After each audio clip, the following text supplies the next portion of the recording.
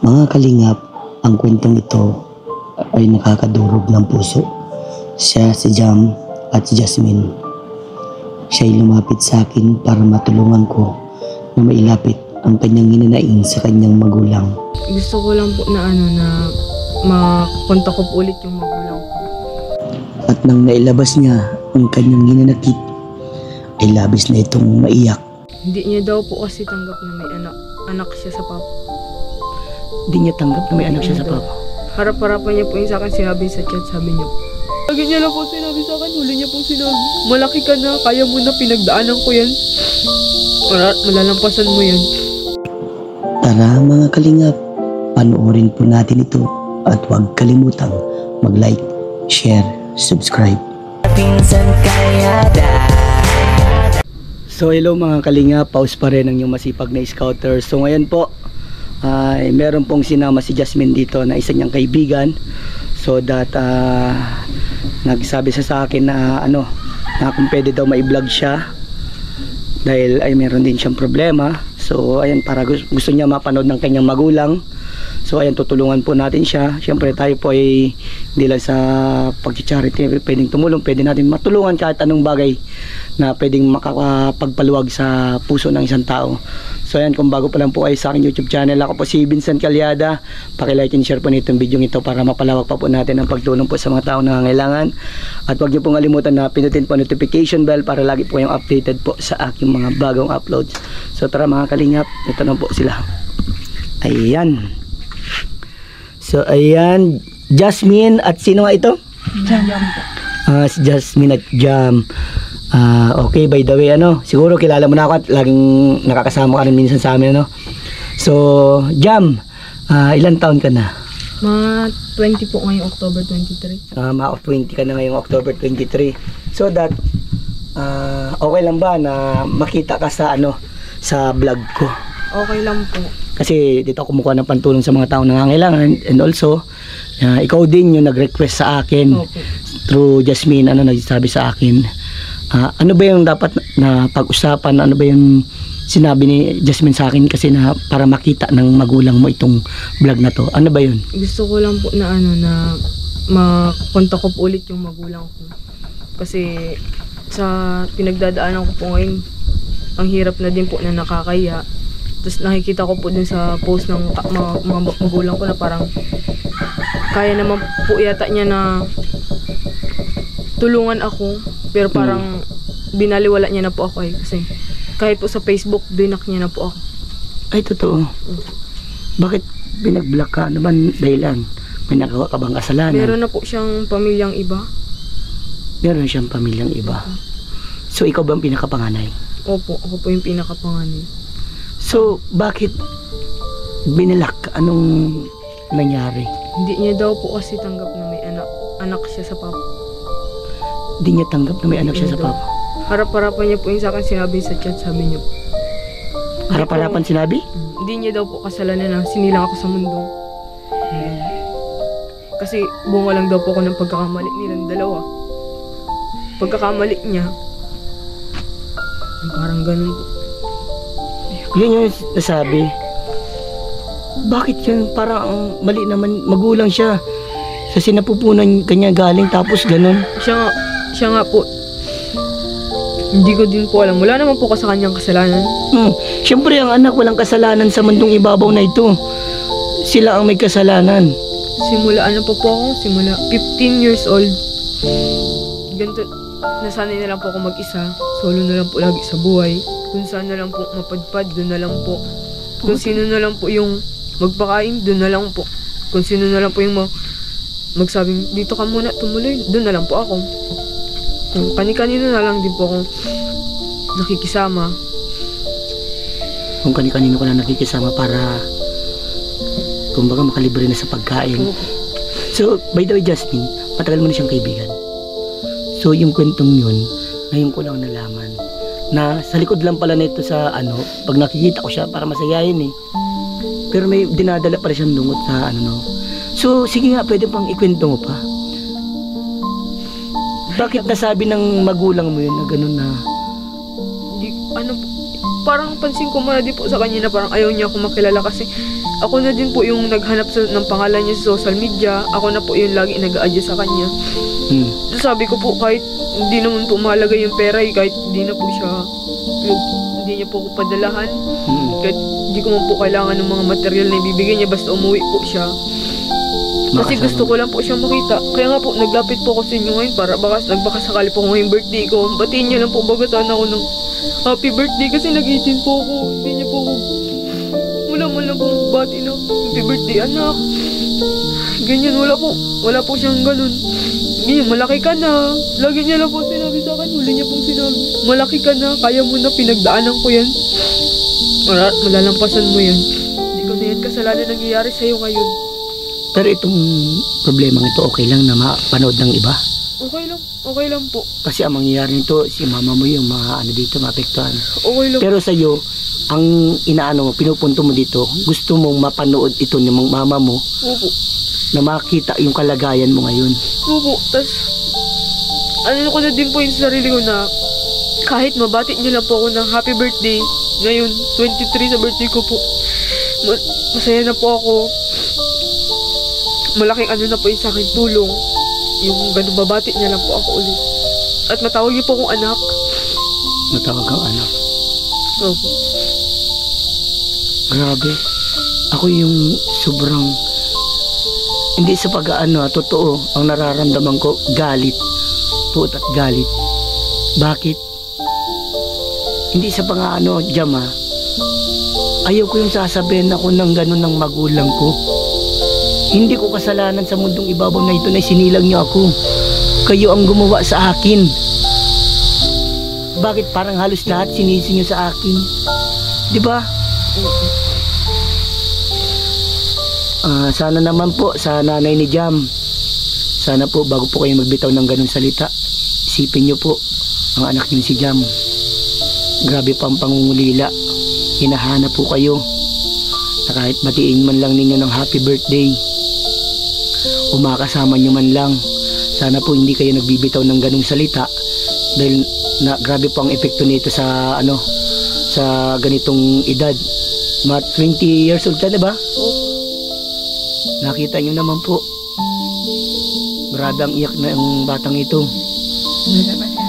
Naghihingi nga po ko sa kanya ng tulong. Ngayon lang din po sabi ko kasi gusto ko po mag-aral po talaga Kasi gusto ko po mag-aral ng regular.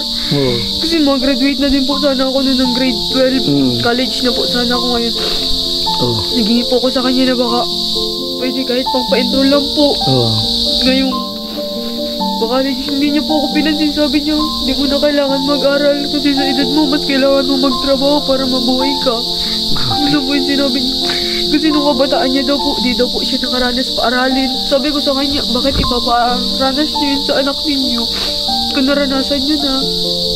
Nanulo pa sila. Pero hindi po ako sa kanya naginanakit. Hindi po ako sa kanya nagalit sa mga binitawan niya. Salita. Kasi ganun din man po si Papa. Hindi niya man na din po ako maasikaso. Kasi nga, iniwan po siya ni Mama. Nagkaroon po siya ng depression. Nagkaroon ng depression si Papa mo? Hindi niya po siya makakausap. Kahit ngayon hindi siya nakakausap? Hindi po siya makakausap. Sino nag-iintindi kay Papa mo ngayon? Nandun po siya sa side ng pamilya niya.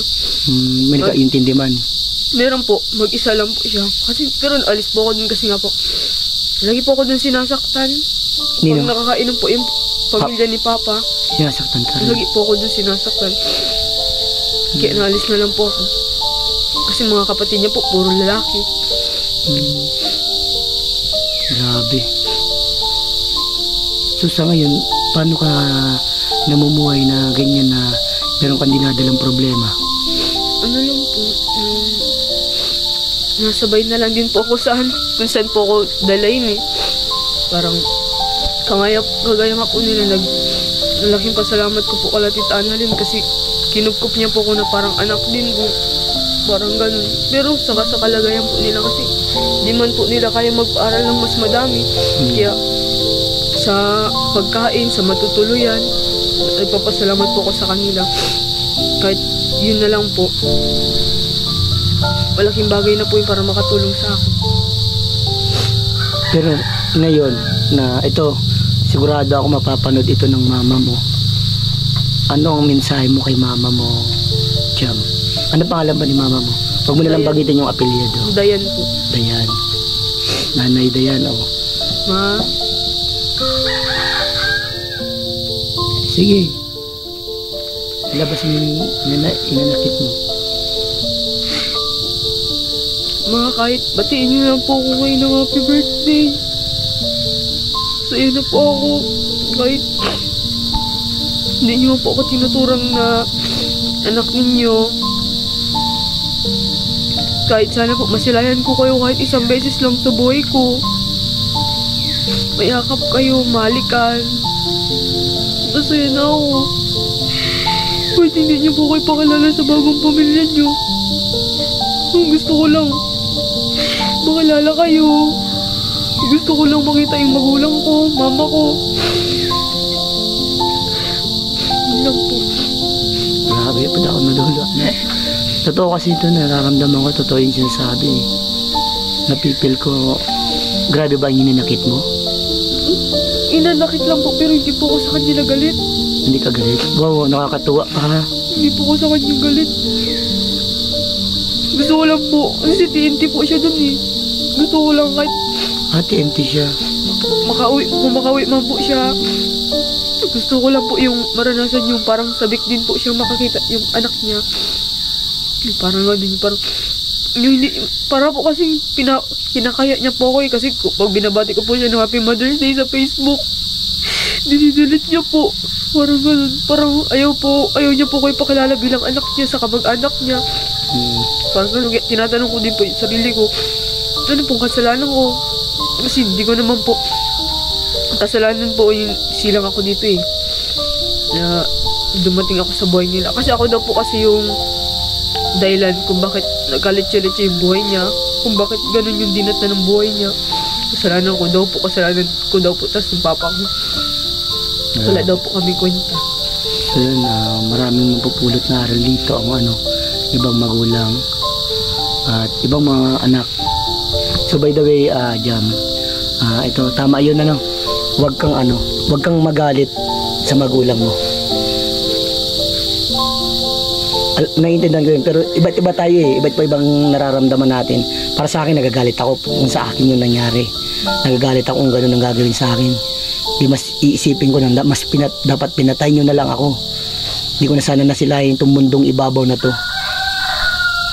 Pero ikaw, nabibilib ako sa iyo kasi kumbaga, hindi ka nagalit pero may hinanakit ka na yung parang hindi ka tinuring na anak. Nararamdaman ko yung gusto mong sabihin.